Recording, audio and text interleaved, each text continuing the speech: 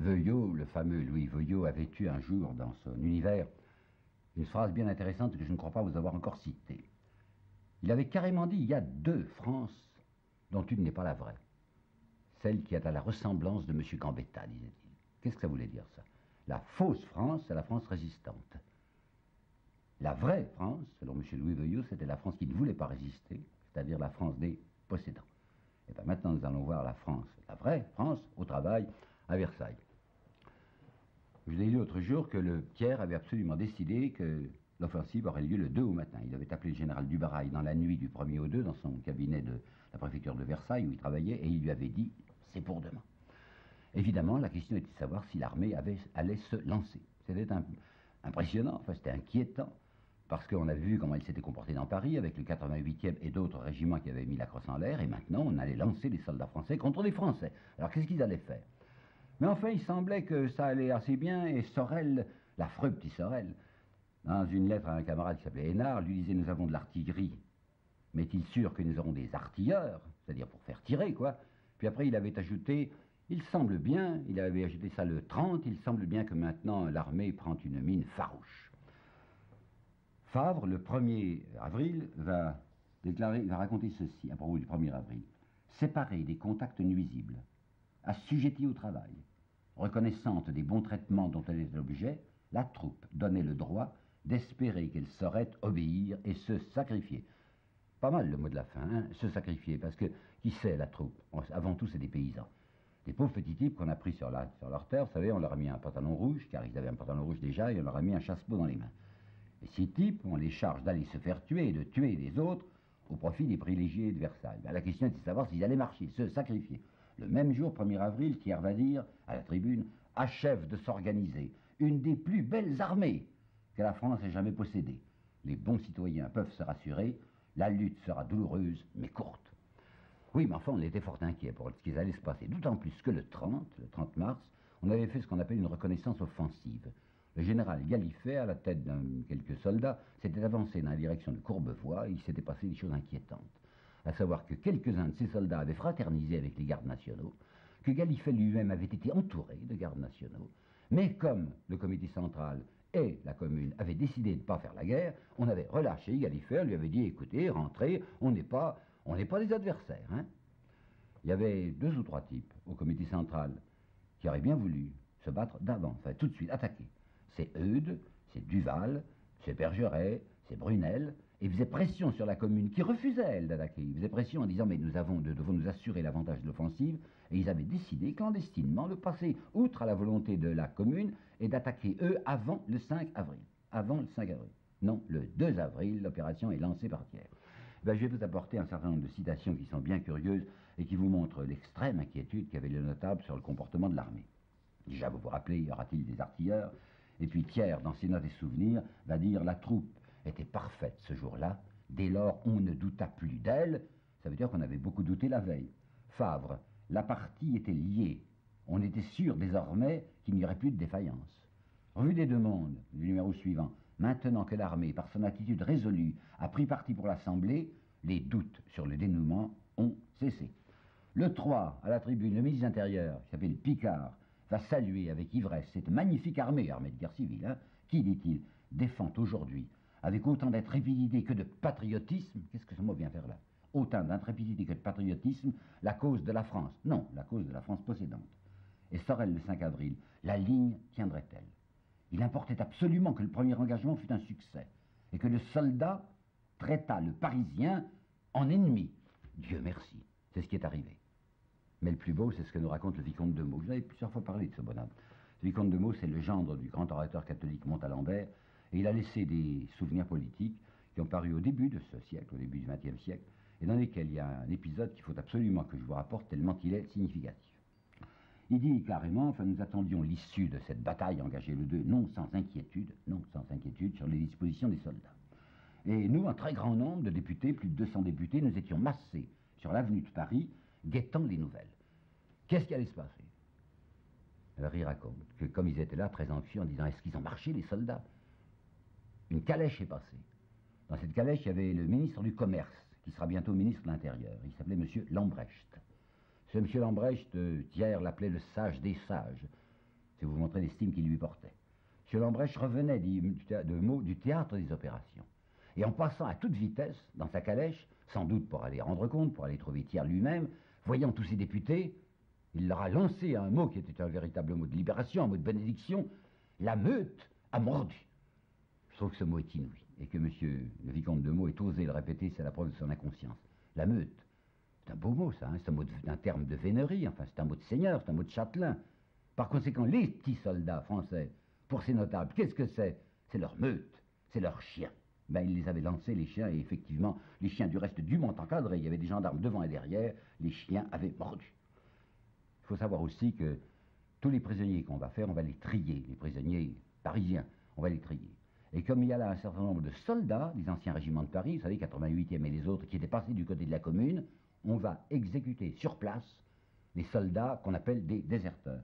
Léonce Dupont, qui est un brave type, vous savez, c'est un Versaillais, qui était un témoin, va écrire ceci. Ceux qui restent après la bagarre, on les adosse contre une masure placée sur la droite, c'est au pont de Courbevoie, et on les passe par les armes. C'était une mesure de précaution à l'égard de certains soldats qui peut-être auraient eu un peu d'inquiétude à se dire on est en train de tirer sur des compatriotes. Vous voyez, ceux qui sont passés du côté de l'ennemi, on les fusille. Avis aux amateurs. Bon, alors c'était réglé. Il semblait que l'armée était bien en main, qu'on allait maintenant pouvoir assiéger Paris et faire mieux que les Prussiens, s'emparer de Paris. Mais il s'agissait aussi de régler une première question qui n'était toujours pas, à savoir la paix. Préliminaire de paix, c'était fait. L'Assemblée, le 1er mars, elle avait ratifié l'idée de base, à savoir la cession de l'Alsace et de la Lorraine, mais enfin, il y avait un certain nombre de conditions précises à régler. Le traité final, et dès partir du 24 mars, des négociateurs français avaient été envoyés par Thiers à Bruxelles, vis-à-vis de négociateurs allemands, et Thiers était extrêmement impatient. Il voulait que ça se fasse très vite. Monsieur Gabriel Hanotaux, qui est pourtant un écrivain extrêmement bien pensant, ne cachera pas que Thiers était d'une impatience extrême, qu'il bombardait de télégrammes les négociateurs français en disant « Allez-y, allez-y, faites le plus rapidement possible, signez ». C'est que les Allemands n'étaient pas pressés de signer. Et il faut bien comprendre leur politique, elle est intelligente et elle est très claire. Les Allemands sont tout à fait hostiles à la Commune. Pourquoi? Parce que la Commune a représenté au moins au début une idée de résistance, alors que de l'autre côté, les gens de Versailles, c'est leur 5e colonne, leur fameuse 5e colonne qui est réunie. Ils peuvent faire toute confiance à M. Thiers, à M. Jules Favre, aux généraux, toute confiance, tandis qu'aucune confiance à la Commune. Et si la Commune gagne, ça va compliquer pour eux la situation. Alors je vous ai rappelé cette dépêche qui a été remise dès le 20 mars par von Fabrice, représentant permanent de Bismarck en France, à M. Jules Favre, en disant le gouvernement allemand considère comme un devoir rigoureux du gouvernement français de venir à bout le plus rapidement possible de la sédition de Paris. Du reste, Favre et M. de Falloux aussi vont témoigner de l'amitié qu'ils portent aux Allemands. Favre, le 10 avril, va dire « Les Allemands ne cessent de nous témoigner une confiance jamais démentie. » Et M. de Falloux « On ne saurait avoir conduite plus loyale que celle de la Prusse envers nous. » Mais je comprends bien.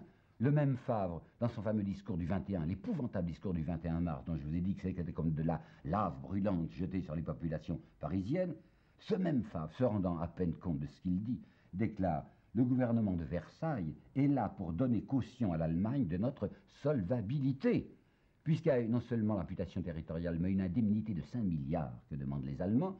Les Allemands savent que leurs 5 milliards, ils les toucheront, les Versaillais, alors que peut-être si c'était les insurgés qui gagnaient, ils ne les toucheraient pas. Donc Versailles est là comme garantie de la victoire allemande et du paiement d'indemnité. Seulement Thiers, il était demandeur constamment du côté de la puissance allemande, puisqu'il voulait être autorisé à avoir le plus possible de troupes.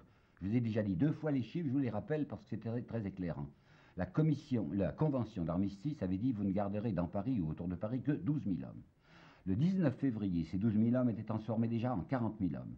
Le 28 mars, ces 40 000 hommes étaient devenus 80 000 hommes. Thiers en veut 100 000 et quand il en aura 100 000, il en demandera 130 et 150 000. Vous pensez bien que les Allemands se font payer. C'est trop facile pour eux, c'est une situation en or. Les Français leur demandent des permissions supplémentaires. Ben d'accord, on va vous les donner, les permissions, ça leur rapporte du reste. Mais donnant, hein, alors vous allez nous donner des avantages. Si bien que le petit Sorel lui-même, enfin monsieur Sorel, dont je vous ai dit assez que c'est un personnage tout à fait ami des Versaillais, Sorel avouera que chacun des avantages obtenus au profit de l'ordre social fut payé par un retrait sur le terrain diplomatique. Ça, on le sait en gros, hein, mais ce qu'on ne sait pas en détail, c'est ce que je vais vous dire maintenant. Comment Thiers va encore accorder des avantages supplémentaires à l'ennemi. Que je vous rappelle d'abord en 2 mots ce qui s'était passé dans la première entrevue entre Thiers et Bismarck, lorsqu'à la veille du 1er mars, on avait conclu les préliminaires de paix. Vous vous rappelez que les Allemands étaient fort inquiets parce qu'il y avait une conférence des neutres réunie à Londres, que ces neutres, sous la pression britannique, essayaient d'empêcher les Allemands de s'accroître d'une manière excessive, que ces neutres ne voyaient pas d'obstacle à l'abaissement de la France, mais voyaient un obstacle en revanche à un déséquilibre européen provoqué par un accroissement territorial excessif de l'Allemagne. C'est pourquoi il y avait moyen, en négociant, habilement, en s'appuyant sur ces neutres, il y avait moyen de conserver Metz à la France. Or, vous savez aussi que Thiers ne voulait pas que Bismarck fronçât les sourcils. Il avait terriblement besoin de Bismarck, précisément pour venir à bout de Paris, comme il disait. Et alors, pour faire plaisir à Bismarck, il avait neutralisé les Anglais. Il leur avait coupé l'herbe sous les pieds, il les avait court-circuités, comme je vous ai dit, et il avait conclu à l'abandon de Metz avant qu'une pression diplomatique sérieuse ait pu se produire. C'est la seconde fois, vous avez dit, que Thiers, le grand patriote Thiers, rendait d'immenses services à l'Allemagne contre la France. Bon, on en était là, les Allemands avaient rendu Belfort pour avoir Metz, ils le tenaient bien. Mais ils sont prodigieux, ces Allemands.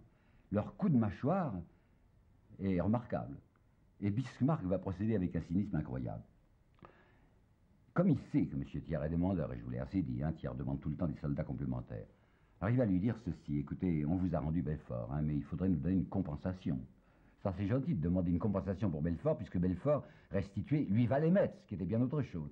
Non, mais quand même, on a été extrêmement généreux à votre égard, alors nous demandons maintenant une rectification de frontière autour de Sainte-Marie-aux-Mines. Et écoutez bien, ce que Thiers aura l'aplomb, je dis aplomb parce que je suis bien élevé, enfin je devrais dire le culot, de nous raconter dans ses notes et souvenirs. Écoutez, le roi Guillaume nous demanda 4 petits villages sur la limite de la Lorraine où se trouvaient enterrés 8000 soldats prussiens. Point. Nous respectâmes ce témoignage religieux du monarque à l'égard de ses soldats. C'est tout ce qu'il va dire à la postérité. Il y avait 8000 Allemands enterrés là, on voulait 4 petits villages. Il ne donnera pas le nom des petits villages. Et le principal village, c'est Sainte-Marie-aux-Mines. Et Sainte-Marie-aux-Mines, c'est terriblement intéressant pour les Allemands parce qu'il y a le sous-sol d'une part, et puis qu'il y a des hauts fourneaux installés, c'est-à-dire un vaste complexe industriel qui est là, sol et sous-sol, que les Allemands veulent avaler. Eh bien, Thiers va marcher. Il est vrai qu'il est tout à fait disposé à le faire d'avance parce qu'il était terriblement impatient, je vous l'ai dit, des négociations qui traînaient, et qu'il avait fini par dire à Favre: écoutez, allez-y vous-même et réglez ça en 2 temps 3 mouvements. Favre était parti et il ne pouvait pas passer par Paris naturellement. Il avait demandé qu'on lui fabriquât un train, qu'on lui préparât un train spécial. Et M. de Franqueville, qui dirige les chemins de fer, qui est un homme intelligent, avait dit: ah, vous savez, c'est inquiétant, un train spécial, on va voir sortir ce train de Paris, train spécial, on va se dire c'est pour qui? Non, un train ordinaire. Mais il y aura tout un wagon qui vous sera réservé, et vous monterez bien sûr en dehors de Paris à Pantin. Pantin, c'est déjà dans la zone d'occupation allemande.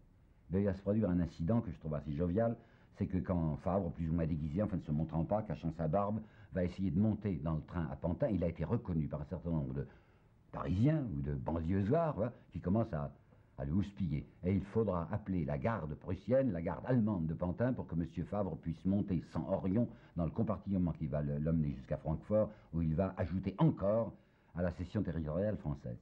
Et avec, je ne sais pas s'il faut dire cynisme, enfin une stupidité incroyable, M. Favre va écrire ceci dans son récit. Lorsque j'arrivai à Francfort, je dis au chancelier: cherchons, dans la signature immédiate de la paix, une nouvelle force pour réduire Paris au plus vite. Ce que vous avez remarqué, le cherchons, c'est-à-dire nous deux, nous sommes d'accord, vous et moi, nous avons besoin, vous comme moi, de réduire Paris au plus vite.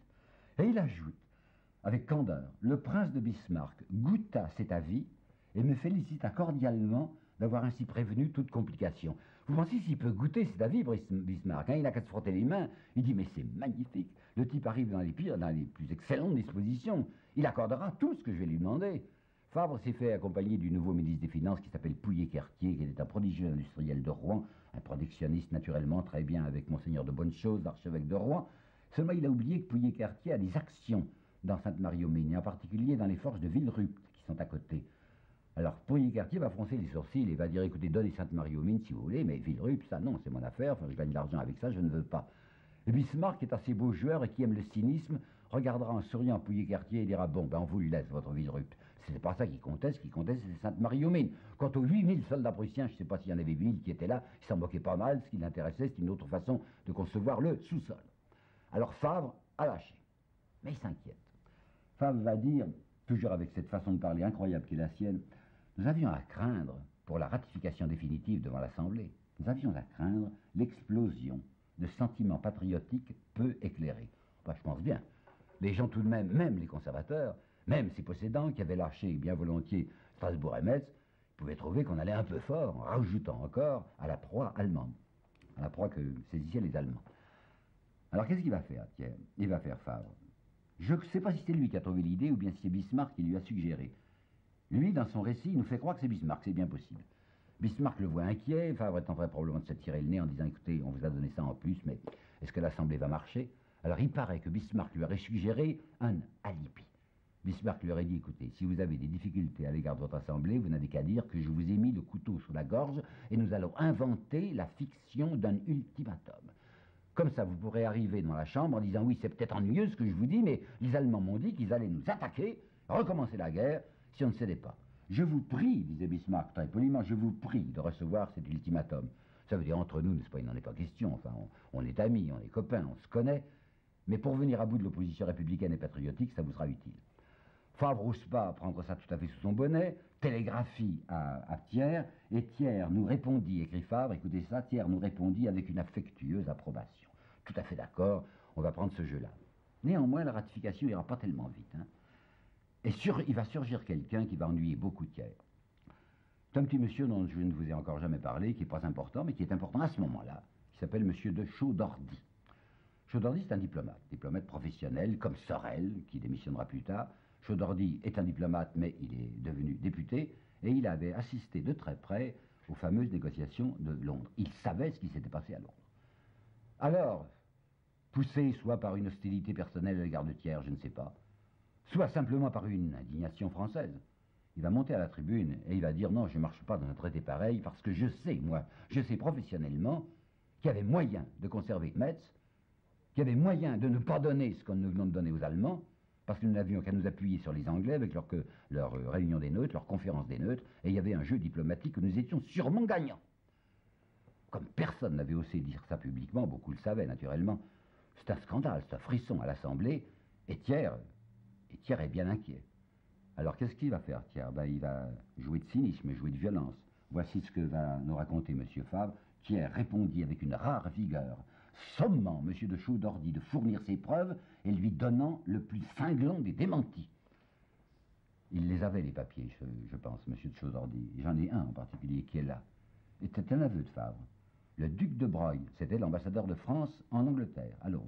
Le duc de Broglie, sur les instances de M. Thiers, avait rédigé un protocole très convenable qui expliquait au gouvernement britannique, en excellents termes, l'attitude négative que nous étions forcés de prendre. Alors donc on a un document ici, un document catégorique qui dit, c'est le gouvernement français lui-même qui a dit aux Anglais, écoutez, vous voulez nous protéger pour Metz, mais nous n'y tenons pas, nous sommes obligés de prendre une attitude négative parce qu'on a besoin de la force allemande contre la commune. Ben, c'est des choses intéressantes. Eh ben, Chaudardy, qui se voit houspillé à ce point par Thiers, et qui se voit abandonné sans doute par la majorité, ne bouge plus. Mais il y a une deuxième difficulté. Une commission technique avait été nommée spécialement pour étudier la question de Sainte-Marie-aux-Mines. Et cette commission technique faisait des objections en disant, je suppose que Thiers avait parlé des 8000 soldats prussiens, et la commission technique disait, mais non, il ne s'agit pas simplement de soldats prussiens, mais il s'agit d'un autre sous-sol beaucoup plus profond, il s'agit des mines. Alors vous allez lâcher ça. Thiers n'a qu'une défense, il n'a qu'une parade. C'est de dire, alors messieurs, vous voulez la guerre, oui ou non? Et si vous voulez la guerre, je m'en vais.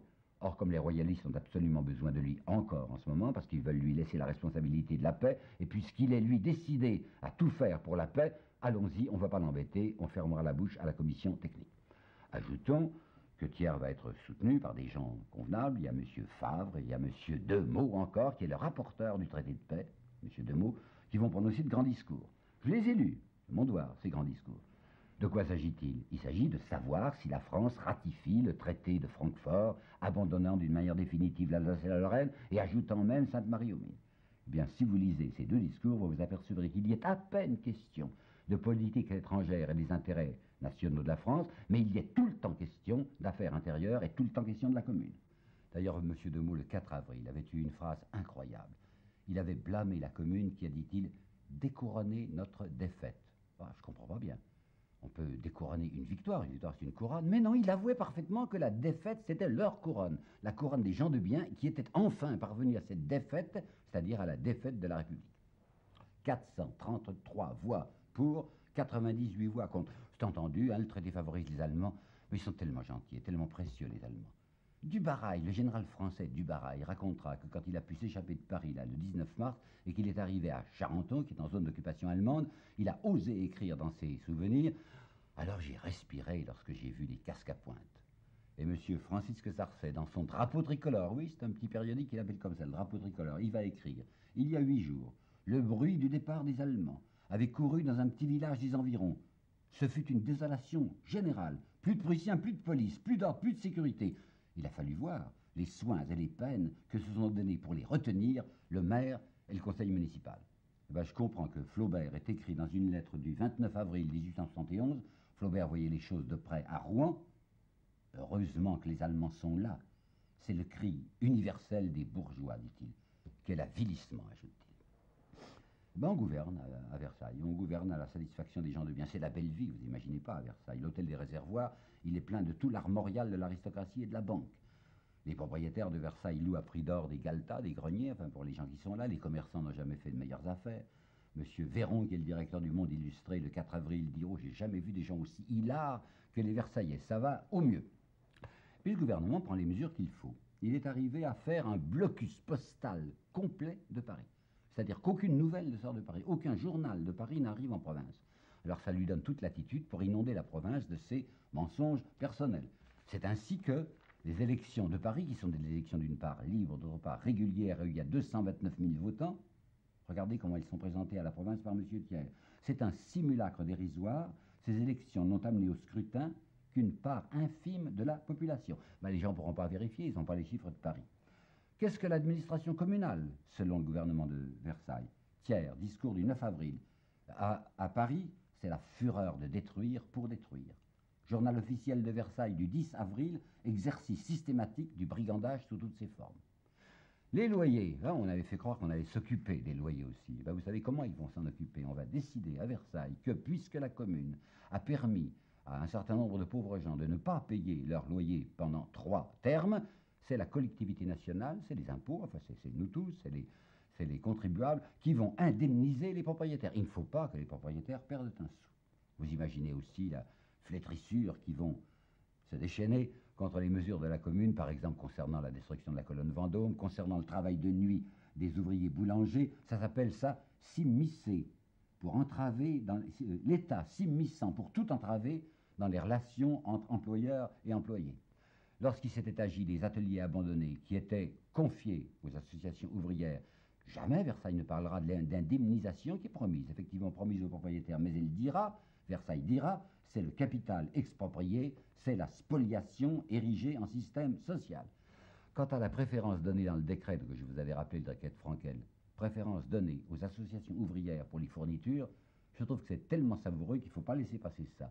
Voilà comment la presse de Versailles va le commenter. C'est le droit aux bénéfices réservé à une seule classe. Parce que la véritable classe qui doit avoir les bénéfices, c'est la classe possédante. Ici maintenant, la classe ouvrière, je ne dis pas fait des bénéfices, mais réalise des marchés honnêtes, c'est un pur scandale. Il y a même quelque chose que l'histoire officielle ne dit guère et que j'ai envie de vous dire, à savoir qu'on va revenir sur une très ancienne mesure qui est de 1807, où Napoléon lui-même avait fixé un taux limite pour l'intérêt de l'argent. Ça gênait pas mal les usuriers. Et la presse de Versailles avait déclaré que cette mesure de 1807 portait ce caractère attentatoire à la propriété qui se retrouve au fond de toutes les théories socialistes. Alors c'est le gouvernement de Versailles qui va abolir toute limitation du taux d'intérêt de l'argent. On pourra prêter à 26% ou à 50%. Bravo pour les usuriers. Voilà comment ils gouvernaient à Versailles, et avec une fureur incroyable contre ceux qu'ils appelaient les conciliateurs. Qui c'étaient les conciliateurs? Eh bien, il y en avait quelques-uns à Paris, il y en avait un certain nombre en province. Les conciliateurs de Paris, c'était les républicains modérés, vous savez, à la Clémenceau. Clémenceau, c'était bien conduit. Hein. Clémenceau avait démissionné de tout. Il était membre, il n'avait pas été élu membre de la commune, mais il avait démissionné de sa mairie de Montmartre et il avait démissionné de son poste de député. Seulement, il y avait tout de même un certain nombre de gens qui pensaient comme lui qu'il y avait quelque chose qui ne jouait pas. Enfin, il y avait tout de même des franchises municipales qu'il fallait donner à Paris. Alors on avait constitué ce qu'on appelait l'Union pour les droits de Paris. L'Union pour les droits de Paris. Avec un certain nombre de républicains modérés, dont les amis de Victor Hugo. Victor Hugo n'est pas là. Victor Hugo, il est à Bruxelles, il vient de perdre son fils, il s'occupe de ses deux petits-enfants. La belle-fille était bruxelloise, c'est pourquoi il est à Bruxelles. Et Hugo, le 19 avril, avait publié dans le journal modéré Le Rappel une phrase assez grave: la commune est une bonne chose mal faite, disait-il. Une bonne chose mal faite.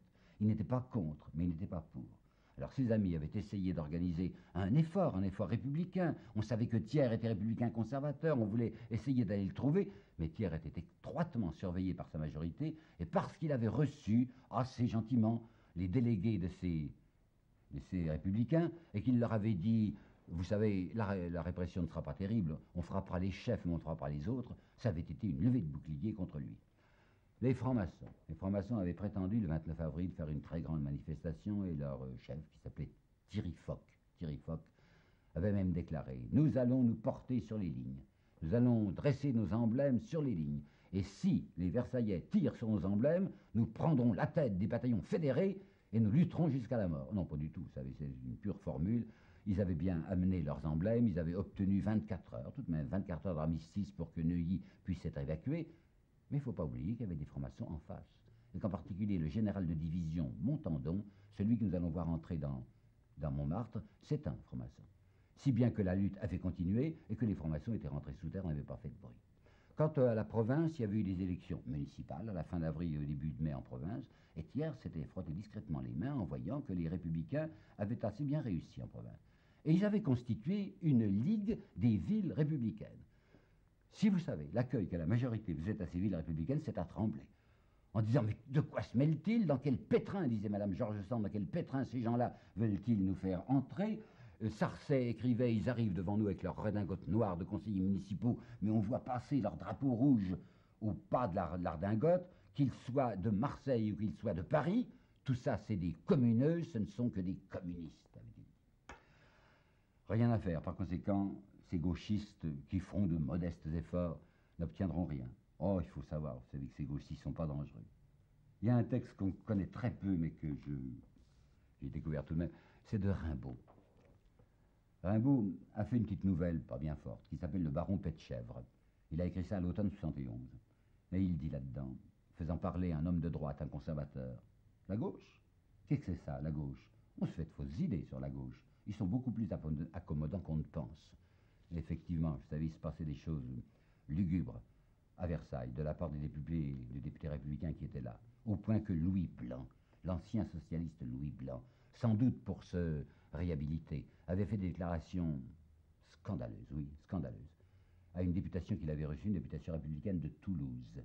J'ai le résultat, j'ai vu dans les archives ce que les gens de Toulouse ont rapporté de leur entretien avec Louis Blanc. Et Louis Blanc n'avait pas hésité à leur dire: vous savez, c'est affreux, les gens de la commune, ce sont des internationalistes, ce sont les intérêts cosmopolites qui sont en jeu, il n'y a absolument pas des intérêts français. Du reste, avait-il ajouté, nous avons des renseignements ici, et nous savons que ce sont des agents prussiens. C'était monstrueux de dire que les gens de la commune étaient agents prussiens, alors que ceux qui faisaient la politique de la Prusse, c'était Thiers et les autres. Pour finir, un petit détail. La commune avait fait une sottise en décidant qu'on allait abattre l'immeuble de M. Thiers. Il avait un bel hôtel, l'hôtel Saint-Georges. Il ne fallait pas l'abattre, il fallait le prendre en effet et en faire un hospice de vieillards. Mais Thiers était trop content de voir cette mesure qui avait été prise, parce qu'il savait, et tout le monde ne le savait pas, que la commune avait été très respectueuse des biens. Les meubles de Thiers étaient au garde-meubles, les collections de livres de Thiers étaient à la Bibliothèque nationale, les collections d'œuvres d'art étaient dans les musées. Par conséquent, ça, il était tranquille de les récupérer. Il va faire demander par un ami qui s'appelle Cochery, il va faire demander une indemnisation. Et il va même demander, ce qui était sordide, 1 600 000 francs que la France devait lui donner pour reconstruire son hôtel, qui lui avait coûté 100 000 francs. Il y aura des débats sordides, et Thiers ne sera pas encore content, parce que l'Assemblée va lui allouer 1 53 000 francs pour un immeuble, je le répète, qu'il avait payé 100 000 francs, et dont toutes les collections étaient intactes. On a publié il n'y a pas très longtemps une toute petite note de M. Thiers au ministre de la Marine, disant: il faudrait acheter les briquettes pour les cuirassés à 30 francs la tonne. Je peux vous les fournir à Anzin. Il était administrateur d'Anzin. L'État aurait pu avoir ses briquettes à 10 francs la tonne, mais comme c'était le ministre, le président du Conseil qui le demandait, on achètera à 30 francs la tonne, ce qui fera 20 millions à se partager entre les actionnaires. Je comprends que M. Charles Pomaret, qui a été ministre de Pétain, ait écrit un ouvrage où il déclare « M. Thiers était un véritable homme d'État ».